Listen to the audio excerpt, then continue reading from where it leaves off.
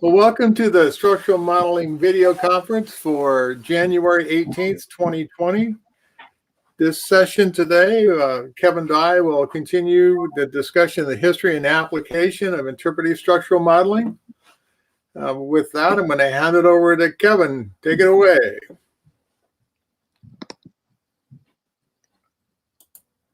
Okay, let's see.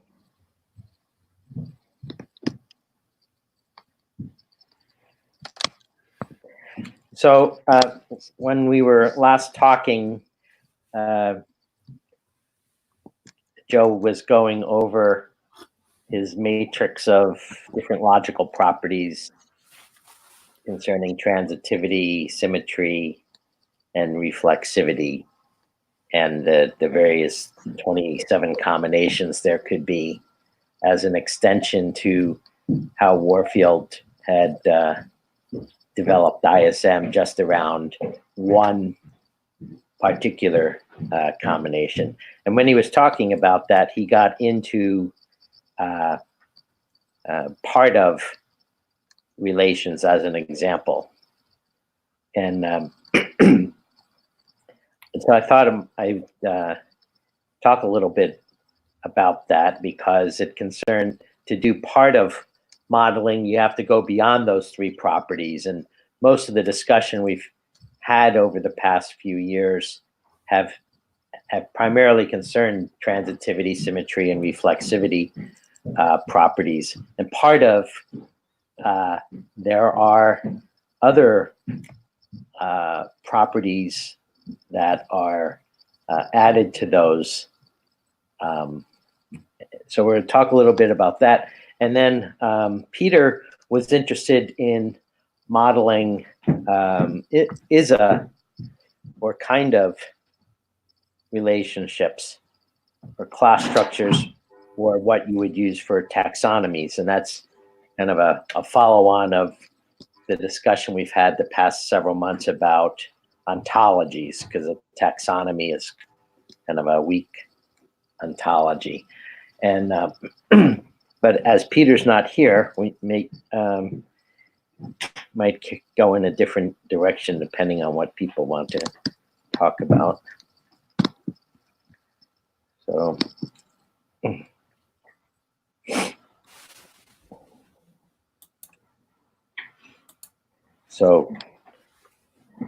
okay.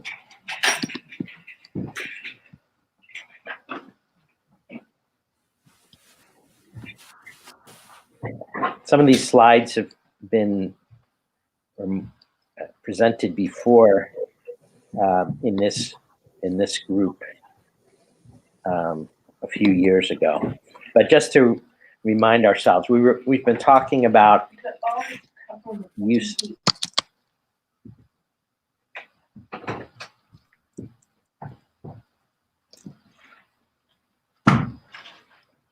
You know,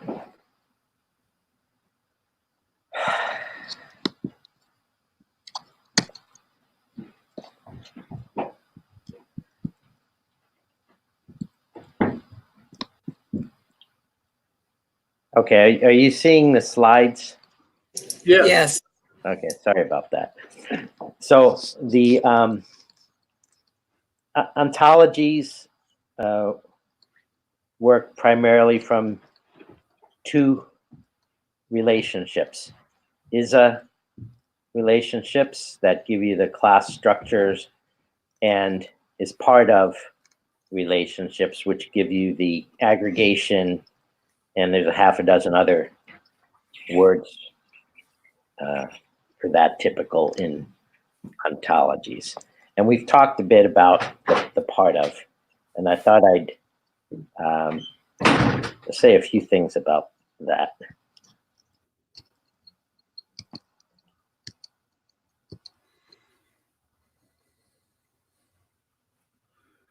So the study of part of relationships or part-whole relations is called mereology. And in addition to the logical or mathematical properties that Joe has outlined, there's additional properties that are typically added to that set of three, the transitivity, symmetry, and reflexivity, such as supplementation and extension. And there's a big history of work on this. And it happens that a guy at the center of both the part of relationships or mereology and the ISA relationships or the class structures is Nelson Goodman.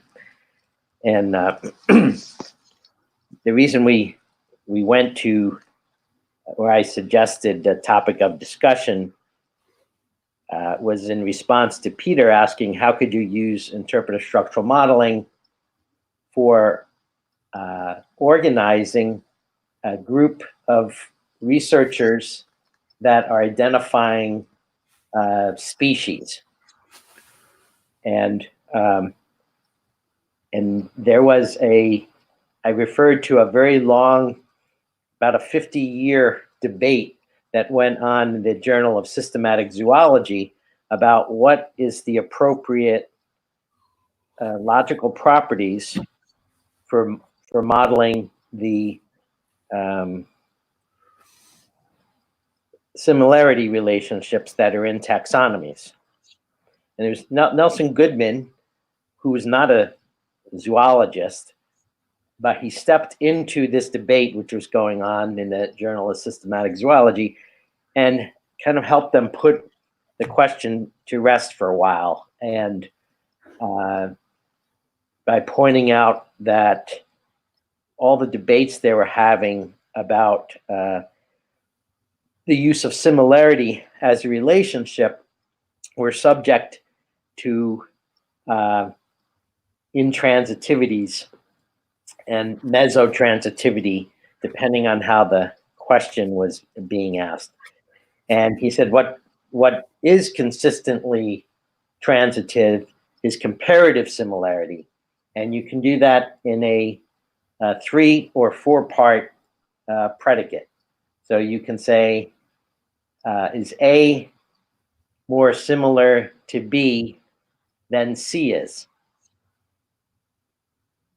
So when you build up a structure, which would be like a taxonomy, that's a way of building up by asking a 3-part preposition. The 4-part would be, is A and B more similar than C and D are? That's a 4-part preposition. And about a quarter century ago, I was looking at modeling the process handbook project at MIT using interpretive structural modeling. And I had not seen any work by Warfield or Christakis or any of his acolytes that modeled class structures. And I did, however, find this work by Goodman and how he was really a pure logician and mathematician, but he did step into the applied realm with zoology and showed the practicality of doing it. And so the software I had at that time was Warfield's original, I think, was it in Fortran or BASIC, Joe? I can't quite remember, but it was just a DOS-based program. And the way it worked is you gave it a list of elements that you wanted to model the relationship of, and it would ask you pairwise questions. And it didn't ask you all the pairs. It had a way of shortening the number of questions it would ask based on your responses to previous questions, taking advantage of transitivity. So if you had answered A does influence B in one question and B does influence C in another question, then it would infer A influences C. So here, instead of influence or precedence or priority, which were typical relations, we're going to, you're tempted to use the relationship called similarity. And so if you ask, is A similar to B and B similar to C, transitivity doesn't always apply. It depends on the context. It depends on people's perceptions. And there's some interesting aspects of that. So I thought a way to do it, to do the comparative similarity, is that you could use interpretive structural modeling to model the transitivity of the relationships, rather than focus on the elements. You would list all the relationships. So A related to B, A related to C, and so forth. B related to C, B related to D. And so if you list all the relationships and you create the matrix of that, whether you're doing the elements or relations, they're the Boolean, the binary matrices are complements of each other. So you can center on the elements or you can center on the relations. So that was what I very briefly tried to get across to Peter at the end of the last session. Anyway, there's a crossover of the people that have worked on the mereology, which is typically part of relationships, and the people working on ontology, which include the class relationships as well as ontologies. And then there's even people that they do their class modeling based on part of logic. For example, they model taxonomies based on shared properties, and they treat the properties as if they're part of the object that's being modeled. Anyway, so since mereology is important both to is an end part of modeling, I thought I'd just mention a few things with respect to the logical properties. So this is an example that Joe mentioned before that he, I think it's fair to say, takes umbrage with, because it doesn't make sense in certain contexts. So the most basic part of relationship is typically considered to be reflexive. I mean, this is definitional. It's not meant to. This is not from the applied realm. These are developed by logicians, and there's a system of 18 different logical frameworks for mereology. And the most basic one is that everything is considered to be a part of itself. Now, this is like Joe's example of if you're modeling, say, a PERT network, if you're modeling the precedence of a bunch of events, to ask, does something come before itself? And you say yes, and that's supposed to make sense. It doesn't make sense unless you're modeling time travel. And I actually saw a paper where someone was modeling, what happens to time in a black hole, and so this property was important. In our world, something preceding itself doesn't seem to make sense. Something being its own part, may not necessarily make sense, but it's a starting point. Then any part of a thing is itself a part of that thing. That's a statement of transitivity. And then two distinct things cannot be a part of each other. That's a statement of asymmetry, or it's actually being anti-symmetric. But whether you state something as being anti-symmetric or asymmetric depends on which one you want to highlight. They imply each other. And this is a particular block in the AMEI that Joe has outlined. Now, to go, the so-called, this particular set of properties, these three properties, give us what's called the ground mereology. Just means the most simple logical properties that might be able to depict parthood.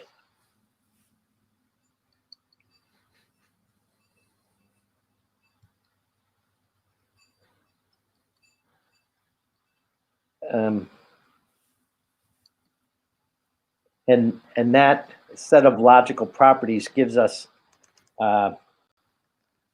together a partial order, which is the basis of the mathematics and the set theory that interpretive structural modeling uses. But it doesn't give you enough properties to give us parthood as we would more commonly think of it. So they add several additional properties. One is called supplementation, and that property is intended to capture the intuition that something can't be decomposed in just to a single part. If it has a single part, it's not, if you're looking in the other way in terms of composition going up, there's nothing there except the part. So we have this intuitively, but that intuitive notion is not captured in the properties of transitivity and symmetry and irreflexivity. Another way of saying it is every part must have at least one other adjunct or disjoint part. Oops, it's going the wrong way.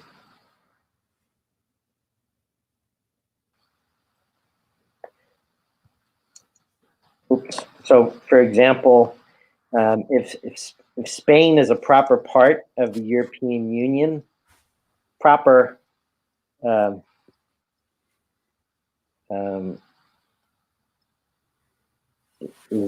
loses the reflexivity property. We skipped over that one.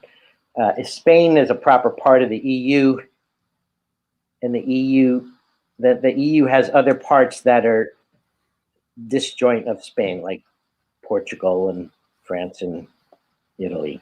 If the EU only had Spain, then the EU would not really be considered distinct from Spain, and therefore not a whole that contains Spain. So that's the idea of supplementation.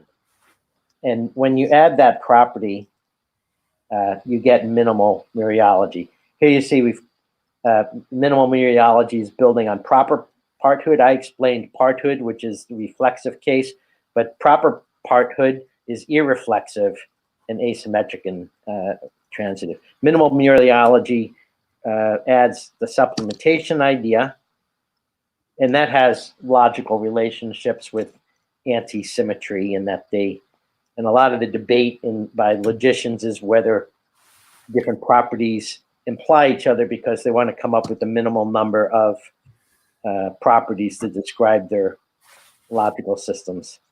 The There's a stronger way to talk about supplementation.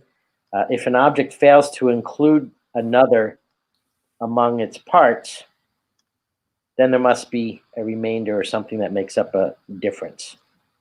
Or in other words, if an individual has a proper part, it has more than one. So that's a stronger way of expressing supplementation, and it's a slightly different logical property. So here, if Spain is not part of Africa,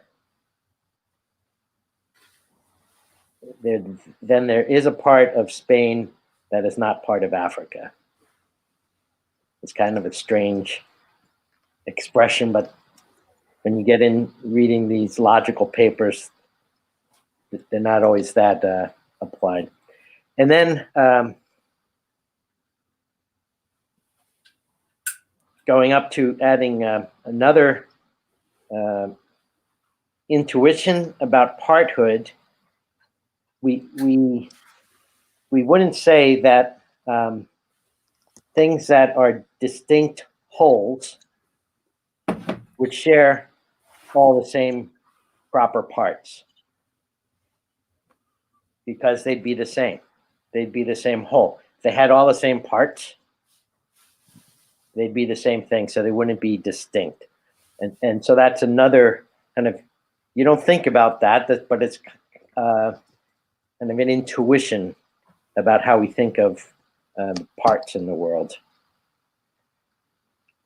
So for example, let me bring this up.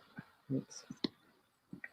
The territory of the Community of Madrid is the same as that of the province of Madrid, because both territories are composed of the same proper parts, even though they have the different names. Now, just as an aside, we run into a violation of this intuition all the time in doing interpretive structural modeling projects, where two ideas that have been entered into the software come up in a question, and people confirm the relationship, whatever relationship you're investigating, they confirm it in both directions. And if they were really different things, like one thing A influences B and B influences A, then it'd be a cycle. It might, if it's influence, you might consider a causal loop, as in systems dynamics. Or if you were doing activity modeling, there would be a feedback loop.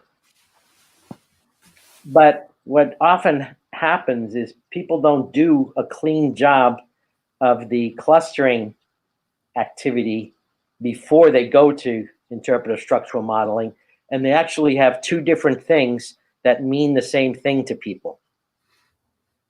And then what they pick up, it's kind of an intuition of the way people game the system a little bit. Whatever the relationship that's being modeled, they confirm it in both directions, and it reduces itself in Warfield's approach to what's called the box and pointer condensation. So the two things don't come up anymore. It only shows you one of them in the questions. The matrix gets reduced by one row, one column. And anyway, it's often because this hasn't been addressed through the process of eliminating duplicate names. And, there's a question of whether, depending on the relationship, like parthood that you might be modeling, if it should somehow be built into the software to double check on these things before you wind multiple names for the same thing through the system more than once. Because if you have even several of those, and you're modeling the relationship of 20 or 30 things, that could be another 60 questions you have to ask, just because you didn't bother to check if people are calling one object by multiple names. Anyway, so I went through, the first 3 levels here. And these letters, these acronyms are the accepted standard names of different parthood theories in the world of logic. And they have more. So the ones we talked about just now were kind of decompositional principles. Going the other way, if you were building things up, there's compositional principles that we don't think of when we think about parthood relationships in the world. But you have to, if you want to have a logical basis to use, software like ISM to model parthood, you have to be explicit about the properties. So one principle is any 2 objects have a sum. You can build up. Just means you can build up larger entities. This idea is not directly implied just by your disposition on transitivity, symmetry, and reflexivity. And so forth. I'm not trying to train us in all these different logics, but the relationship of the logics is in this, depicted in this diagram on the right. I think there's about 18 of them, as covered by this guy's particular thesis. And every time, someone wants to do a new thesis, they try to come up with yet another theory. On the left, the more basic things that I covered, we start with a partial order. You add something like supplementation. You can't, in other words, you can't just have one part in a whole. Extension, meaning you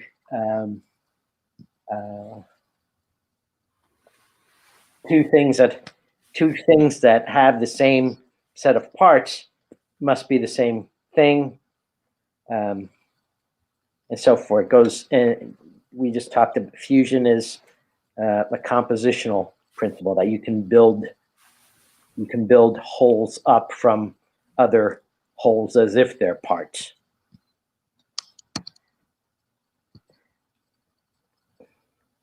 So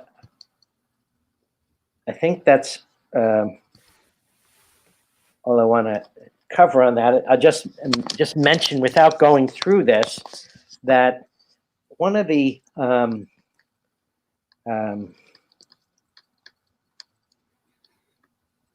great advances that was made by Warfield and Harari. Harari was the graph theorist, kind of one of the fathers of graph theory. I think he was a professor in Minnesota.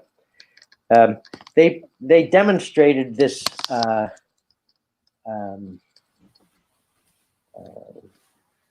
isomorphism between graph theory and Boolean algebra and binary matrices and set theory. He used set theory to express kind of the math of what was going on. The graph theory was used as part of the computer representation of the math to the people. That was their hope. And the binary matrices and mathematics was representing the math to the computer. And here, similarly, we need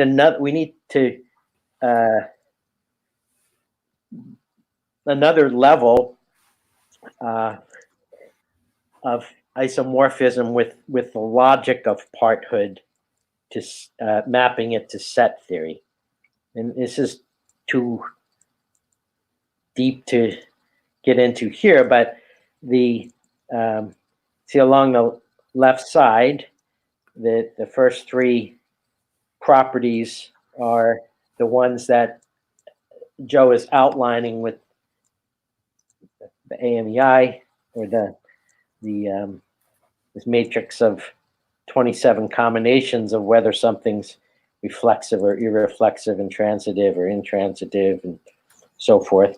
For parthood, we need to add other properties to so what we're modeling makes sense, and they have their own mappings to set theory. Now, no one's done this for ISM yet, and I would say we just if we want to develop a parthood modeling thing for ISM, or to model ontologies, this is the type of thing we have to add to the math and the software. But there's some implications if we, even if you just want to use kind of existing software for ISM, like even Warfield's original stuff.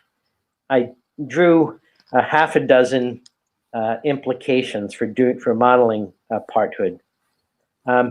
One, don't ever ask, is A part of A? Just don't do that. That gives you proper parthood. In certain ways, people implement ISM. They just have an open matrix and they leave everything to be answered. For example, a lot of the papers that are in India, they just put an open matrix. There's no built-in constraint to what they're modeling. Now, usually they're not doing part of modeling. They're usually either doing influence modeling or something like that. But influence itself should also have some constraints like this for causal modeling. To handle asymmetry, but don't ever ask, is B part of A, if A is part of B has already been confirmed. Now that's something the software is not built to do, but you have to watch. The way you would watch it is after every time you answer the question, look, have a printout or view of the matrix, and then as the questions are coming up, just always do a check. If B as part of A comes up as a question, just check the complement on the other side of the diagonal. Was A part of B already confirmed or not? If it was confirmed, answer no on that question and just skip it.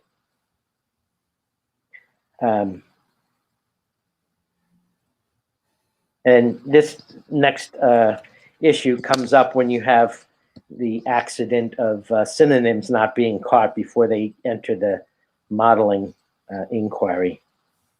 So another way of putting that is, don't ask both ways on the diagonal nor on the complement across the diagonal. That type of restriction, these are restrictions that you can employ using any of the existing ISM modeling software. It's a restrict two rules to employ before you ask the question. Then there are some checks after you ask the question. So to address the supplementation property, which means there's no holes with one part, then you look through and ask some questions. Is there, if there was an A that only had one part, is there another object we did not yet ask about which might be part of A? It might be something on the wall that got no votes to include in the inquiry after the idea generation phase. If there's not another one on the wall that might be part of it, ask, is A and B identical? Are they just two different names for the same object? And it's not always clear. It's because when we say names, I mean, I think almost every ISM session I've ever done, there's never a name. It's always a sentence. And what someone means by a sentence and someone else means by a different sentence, it's not always clear that they're talking about the same thing. And that's why these things slip through. But you got to double check if you haven't. And then if they aren't just synonyms, you should ask, can we identify another part? In other words, this is a point at which you might go back into the idea or part generation stage. And then if you can't come up with something new, then just condense the matrix, collapse one of the rows in the columns of B, for example. Okay, and then for the extension property, if after you've asked all the questions and the software's figured out what the parthood structure is, if there's two objects which are composed of the same parts, then see if they can be somehow distinguished in other ways. Otherwise, this case also, they might be synonyms.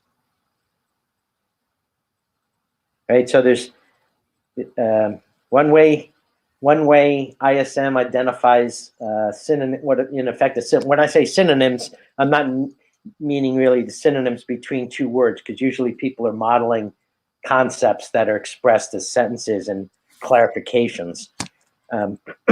But one way they come up is if the relationship of two of them is that something has only one part. The other way is if there's two different things, but they share all the same objects as parts. So anyway, these are two things that by the time you've gotten to this point,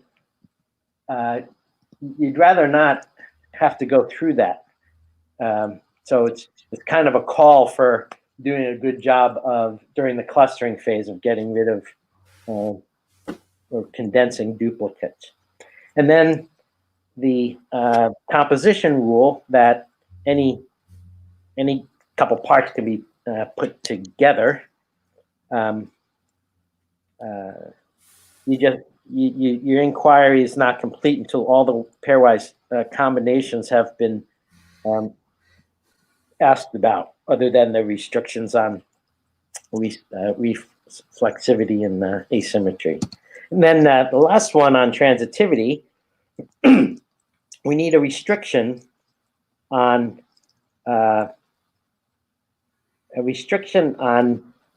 transitivity for doing parthood, which is not built into any of the ISM software.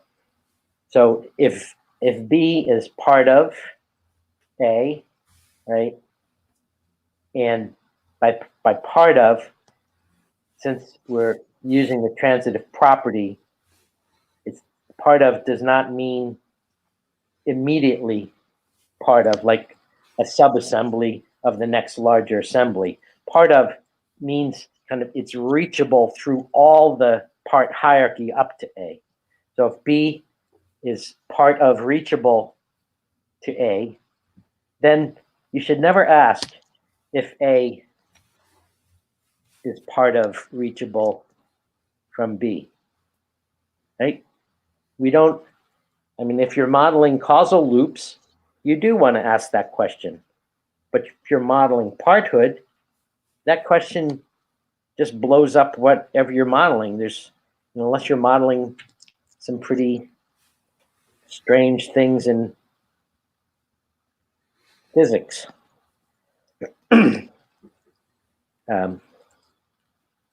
Or, as I mentioned last week, one of the examples that Joe was talking about might not make sense if you have, something that's part of itself, if it's reflexive. You might have that type of circularity with the transitivity, gives you a similar type of confusion. But if you then say, oh, well, I'm modeling fractal systems, well, the reflexive property might be appropriate. And transitivity, where B can be part of A and A can be part of B, might also make sense for fractal systems. So that's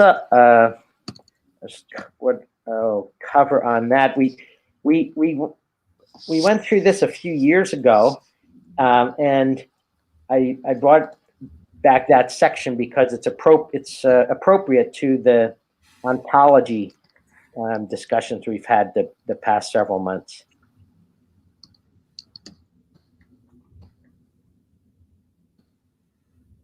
There's other theories of similarity relationships from psychology, and I'm not going to go over all of those things. And then how software is dealing with it with object-oriented systems is its whole other world. Interestingly, there's not good part-whole relationships defined in object-oriented systems as they work, because they were using the HAZA relationship, and the HAZA relationship also is used for properties, not just parts, and you get into all kinds of confusions with that. Anyway, I'll close this and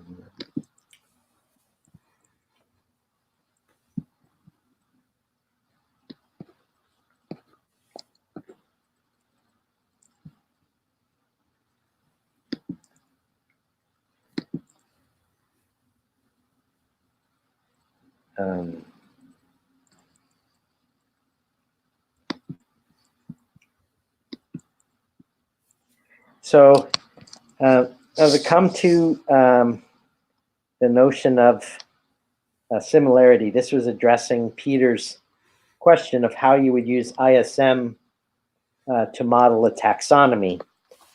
So to remind ourselves of where we are in the information modeling stage, I'll remind us of something Joe characterizes. So what I'm going to talk about for this would be if you have not modeled the taxonomy before, and you want to start with kind of something rough, and you don't have, for example, genetics and DNA. So it might be something you want to do rapidly for new bacterial life form, and you want to understand all the variety and evolution of it quickly before you have a chance to do all the DNA sampling. So here the similarity relationship is transitive if you do it in a comparative way. So you see the notation here, it's a little small. There's two letters, J and I, and then there's this less than or equal symbol with a W subscript, and then the letter J. So the equation is just, I mean, the statement of the comparative similarity is you have an object I, and it's more similar to W than J is. And that's what gives you the ordering for taxonomy. And so if you do it in a comparative way, then you have the transitive property. If you naively said, is I similar to W, and is W similar to J, and is I similar to J, that may or may not be transitive.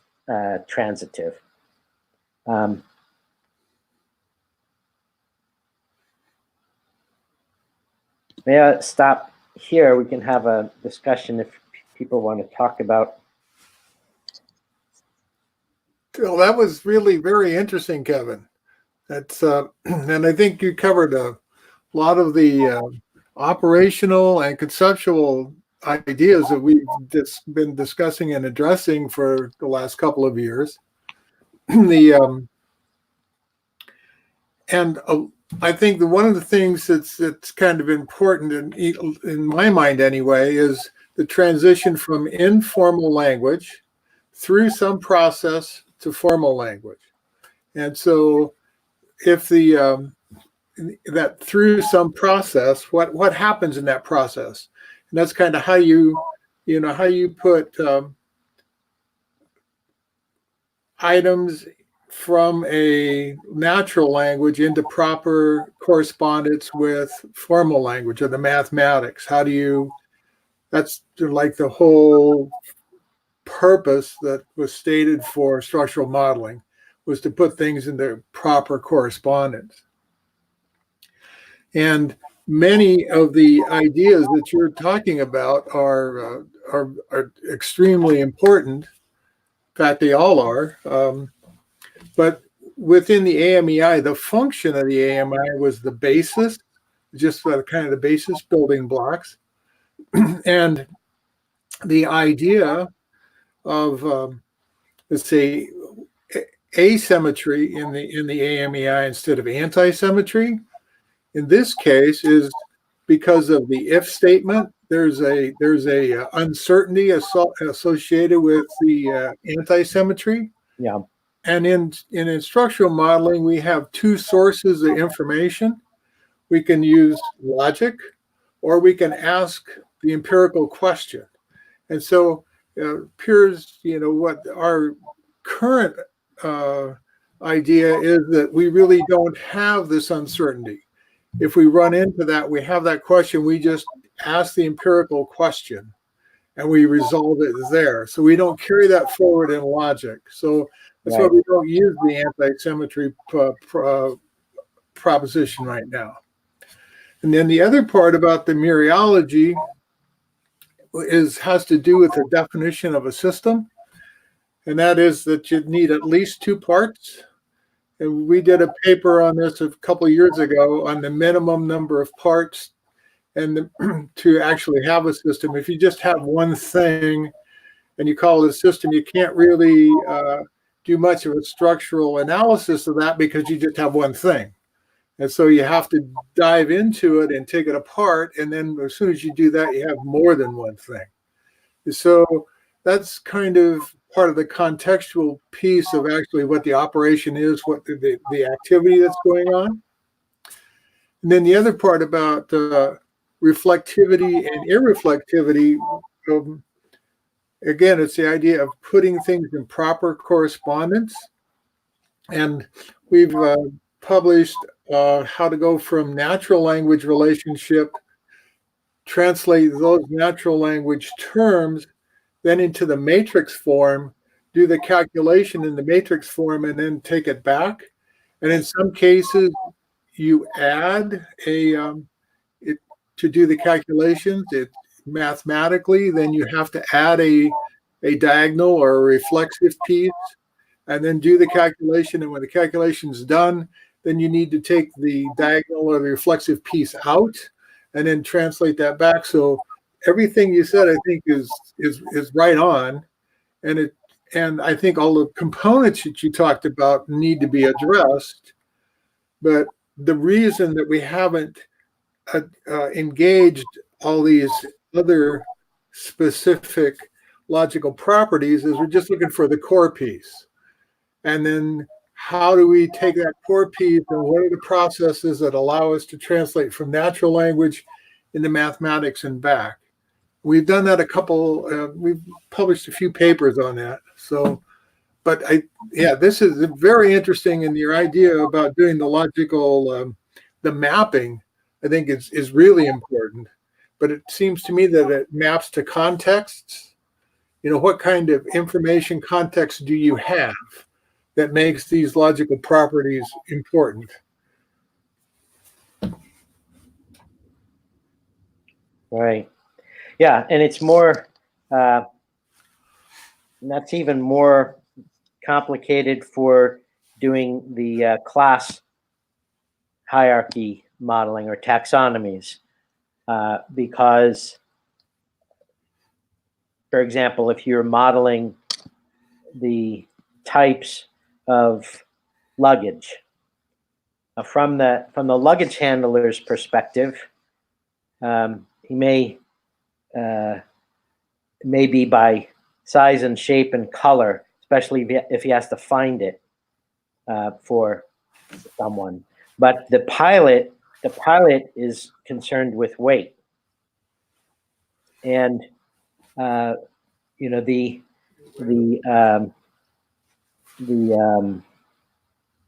passenger is mostly concerned with who it belongs to and where it's going.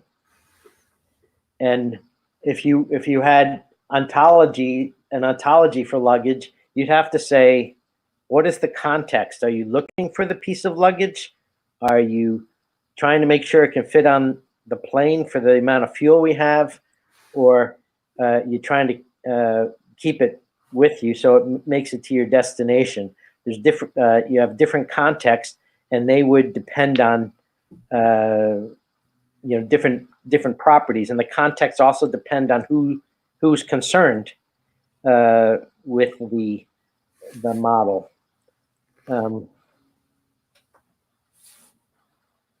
Right. I was looking at an interesting example where people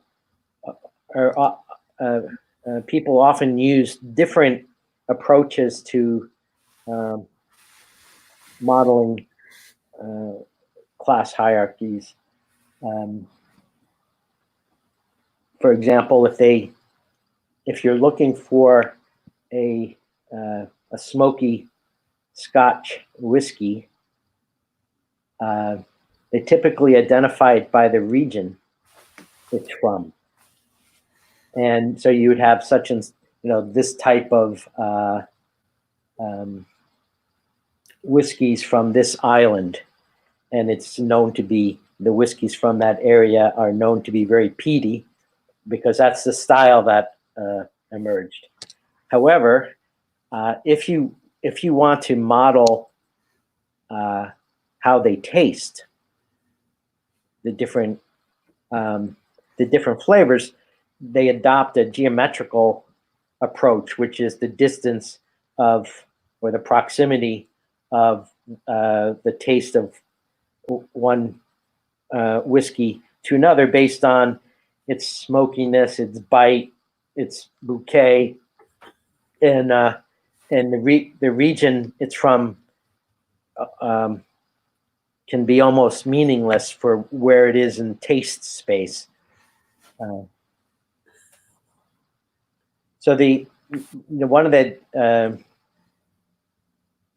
dangers we have with the way ISM software has been deployed is it doesn't say what the relationship is that you're modeling at all.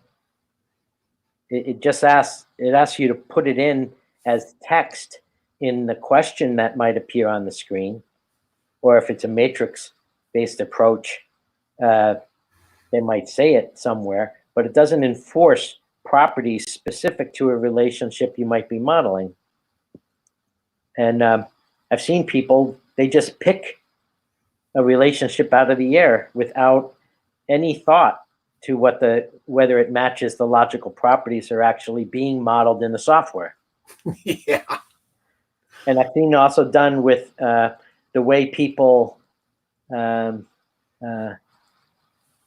depict the response to the triggering questions. during the idea generation phase without a thought of how it might bleed into the relationships, right? So if you're modeling an action, if you want to do a PERT model, project activity model, then your action should probably have an end event, right? It should probably stop at some point. It's a good idea.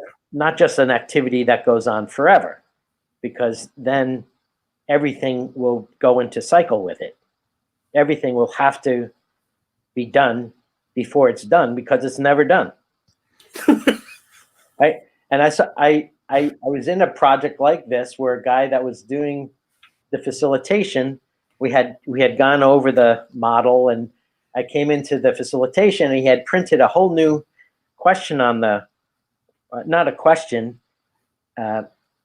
He decided to instruct people to answer the question in the form of a gerund. Right now, when they do influence modeling, like Christakis would do, he typically ask people to reply with an imperative verb, like do this, start this, collect something, go somewhere, an imperative command, right? Because those typically have an end point. And this guy asked them to, he liked words that ended in ing, gerund. So he asked everyone to respond with a gerund, right? And the study was, the workshop we were doing was the future of this church. It was a Quaker church, and the numbers were dwindling.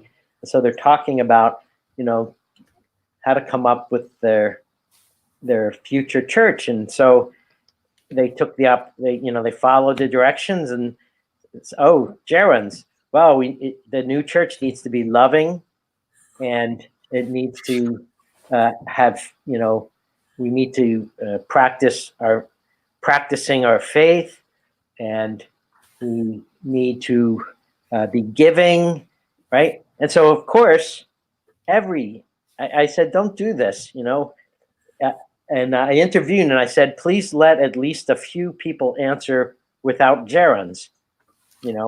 Not everyone's going to follow the directions. They're just going to say whatever they want. And they don't always follow directions. So I said, just don't correct everyone back to being a gerund. And that was the things that came out with gerunds were the only things that you could see outside one giant loop of every gerund everyone had ever said. Right? Because the gerunds are about states of being. Yeah. I'm going to be loving and giving and practicing my faith. Those are things you do all the time as a matter of living. Yeah. And the church life. And but I said, if you're going to, if you want to, I said, did you ever try, just do answer your own question in the form of gerunds and do an ISM model for 20 minutes and see if it doesn't all end up in a big cycle every time, no matter the subject. Yeah. So we've got a few minutes left, and this has been, I really appreciate the effort you put into this, Kevin. This is really interesting. And the idea that you talked about of actually working the relationships a little bit more and mapping all those logical relationships. I think